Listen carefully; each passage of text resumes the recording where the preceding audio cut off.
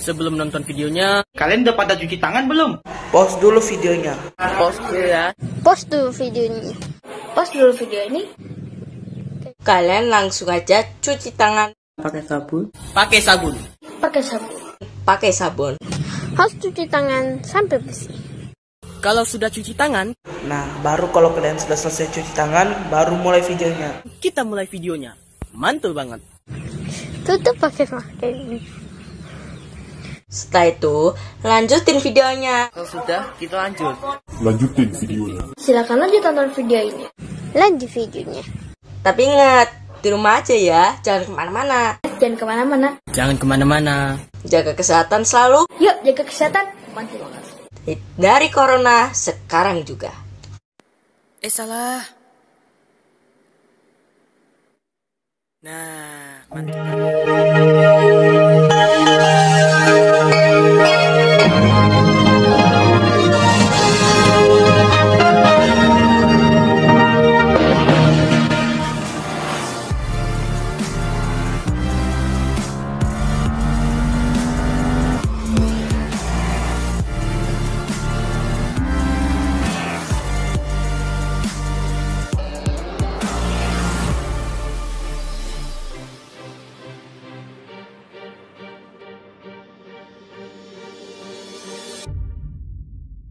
Assalamualaikum warahmatullahi wabarakatuh. Apa kabar teman-teman Otomotif TV? Semoga sehat selalu, bahagia selalu. Oke teman-teman, di video kali ini kita mau ngomongin Yamaha R7 yang baru aja launching di Eropa, di Amerika kemarin ya. Kemarin siang, kalau di Indonesia kemarin malam gitu ya. Motor ini kadang-kadang jadi penggantinya Yamaha R6 yang udah discontinue karena salah satunya adalah emisi gas buangnya nggak tembus lagi kan. Di Eropa jadi masalah, makanya untuk bersaing di kelas super sport yang medium ini Yamaha bikin Yamaha R7.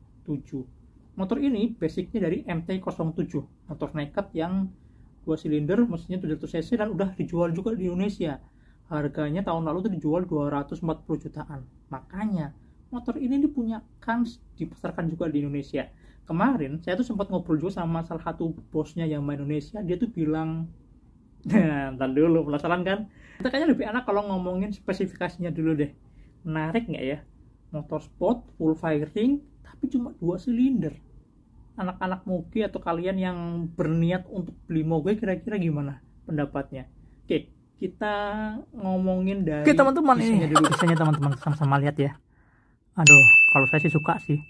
Athletic bodywork kata Yamaha. Jadi emang sporty banget ya. Yang saya paling suka adalah bagian depannya teman-teman. Lihat firingnya. Tuh. Kayak polos ya. Seolah-olah kayak polos kalau Protal kayak gini nih. Karena lampunya tuh diumpetin di M-shape yang air intake bagian depannya itu loh. Masuk ke situ nggak kelihatan. Jadi seolah-olah kayak trondol, kayak motor balap gitu. Cakep sih. Di tengahnya itu adalah satu LED proyektor ya. Sedangkan sebelah kanan kiri itu ada DRL-nya yang bentuknya meruncing di samping. Terus dari bagian depan ini kita juga bisa lihat kalau desainnya tuh ramping banget teman-teman. Fairingnya tuh ramping banget, slim gitu kan. Yamaha mengklaim kalau ini adalah R-series paling ramping katanya. Ya iyalah, mesinnya 2 silinder kan, jadi bisa dibikin lebih mampet, lebih compact desainnya. Kemudian lampu senya tuh model yang LED ya, LED-nya meruncing gitu nih, mirip kayak di Yamaha R25. Ini harusnya udah jadi standarnya semua motorsportnya Yamaha kali ya. Kalau kita kan kadang-kadang bosen tuh lihat lampu sen yang mirip-mirip kayak Vision gitu kan, Vision lama dipakai terus, udahlah ganti ini semua nih, cakep nih lampu sennya. Kemudian bagian sampingnya teman-teman, fairingnya ada dua layer ya, 2 warna gitu, yang biru mudanya, glossy-nya ini kalian mungkin udah bisa lihat ya, ini khasnya Yamaha banget.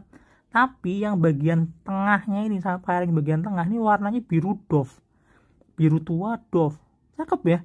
Kayaknya baru lihat ini deh, kalau biasanya biru sama silver, biru sama putih sama hitam, ini biru sama biru doff tua, keren juga warnanya.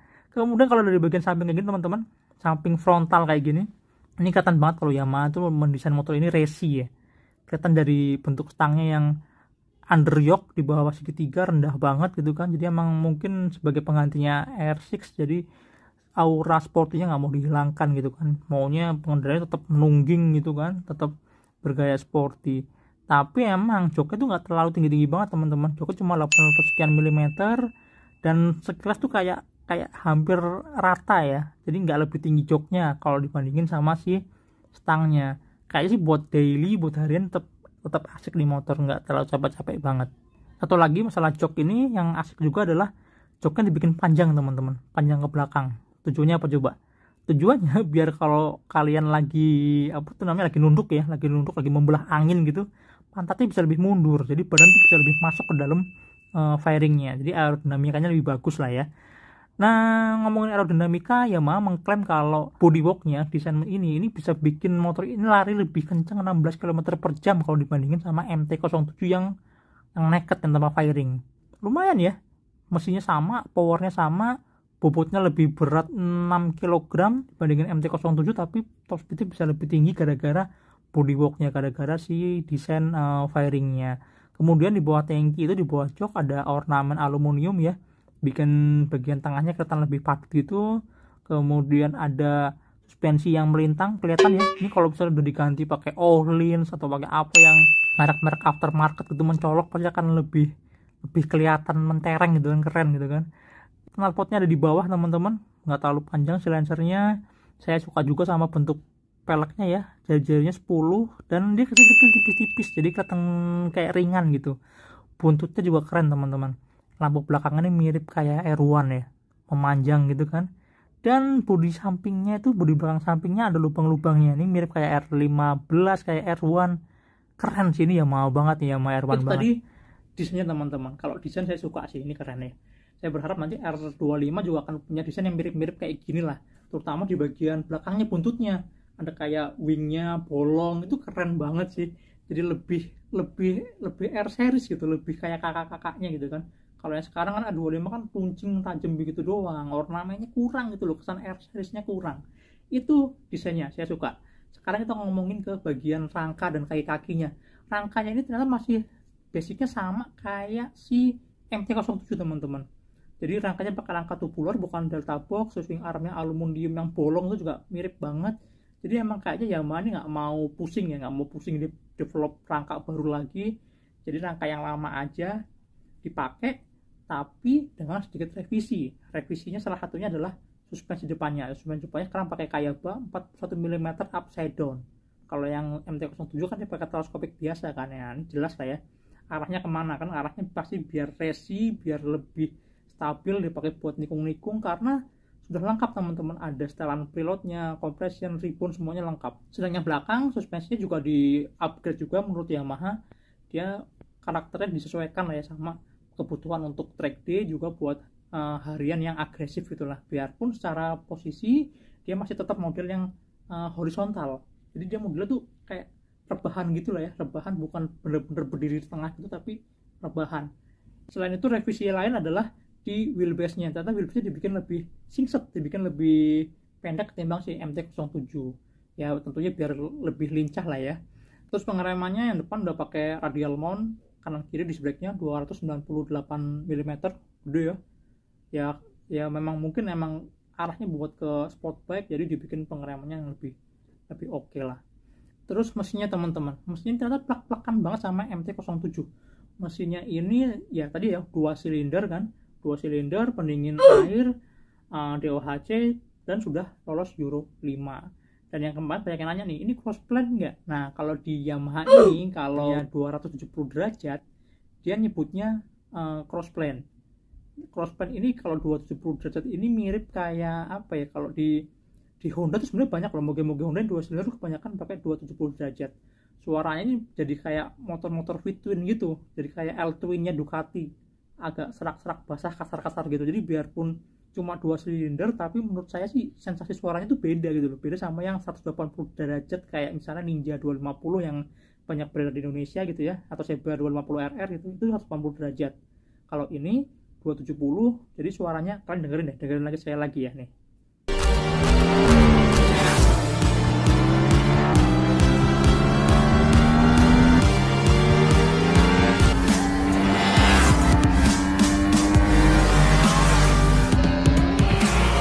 Saya sih ini ya biarpun 2 silinder tapi ada sensasi tadi, suara yang kasarnya yang serak-serak basahnya itu emang jadi ciri khas yang keren sih kalau menurut saya. Meski begitu biarpun suaranya keren ya, lebih sangar gitu, tapi ternyata power sama torsinya sama aja teman. Powernya 72 HP, ya mirip-mirip lah ya sama MT-07, dan kalau misalnya dibandingin sama R6 jauh lah. R6 tuh powernya 100 sekian HP, udah di atas 100 HP. Tapi Yamaha emang mengklaim motor ini nih punya torsi yang kaya torsi ya. Ya emang bener sih, torsinya tuh 67 Nm dan itu sedikit lebih besar ketimbang R6. Apalagi dengan tadi ya, dengan crossplane engine ini diklaim penyaluran torsinya tuh lebih halus, lebih smooth, nggak ada kosongnya. Ya mungkin kalau dengan power yang 80 HP gitu kan, dengan torsi yang lembut tapi ngisi terus, kalau menurut saya sih ini akan menyenangkan buat pengguna big bike pemula lah ya. Pemula di Eropa atau mungkin pemula juga di Indonesia gitu kan. Mungkin nggak ngagetin, nggak terlalu yang galak-galak banget, tapi tampilannya sportinya dapet gitu kan. Nah, meskipun powernya nggak gede-gede banget, tapi Yamaha itu meracik motor ini nggak terlalu berat teman-teman. Jadi bobot totalnya itu cuma 188 kg. Itu sedikit lebih berat ketimbang ZX25R. ZX25R itu beratnya 182 kg, bayangin. Powernya lebih gede, mesinnya lebih gede, tapi bobotnya cuma beda sekitar 6 kg doang. Oh ya, mesin ini nih CP2 ini kabarnya itu diproduksi di Pulau Gadung dari tahun 2017 atau 18 gitu, saya lupa pastinya. Tapi mesin ini diproduksi di Pulau Gadung, kemudian dikirim ke Jepang, dirakit.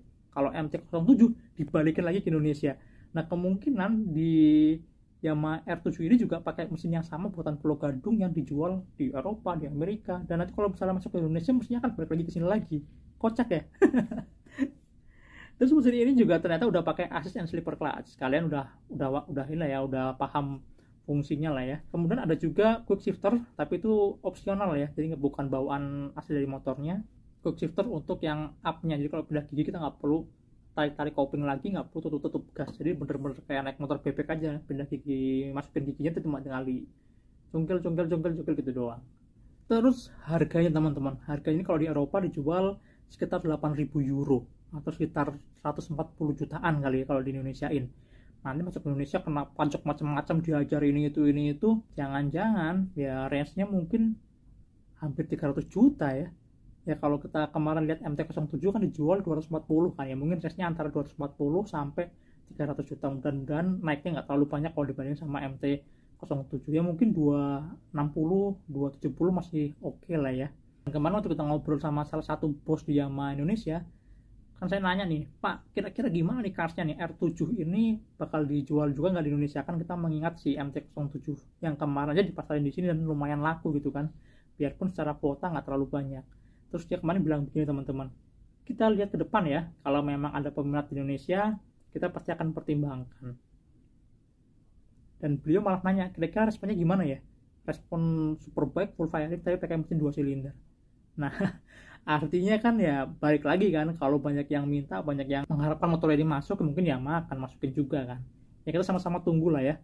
Kalau emang responnya bagus, di luar negeri bagus, di Indonesia bagus, ya bisa jadi ini akan jadi salah satu motor super sport entry level kali ya, buat teman-teman yang nggak mau terlalu galak gitu, masih smooth, santai, tapi bobotnya ringan, dimensinya nggak terlalu besar, compact gitu kan, bisa jadi pilihan sih, menarik juga kan.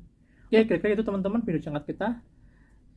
Jangan lupa tonton terus Otomotif TV, nyalakan tombol notifikasi, like, subscribe, follow juga Instagram Otomotif_TV, dan tonton juga YouTube channel Motor Second khusus untuk membahas motor-motor bekas berkualitas. Isinya kita juga. Oke, sampai jumpa di video berikutnya. Dadah.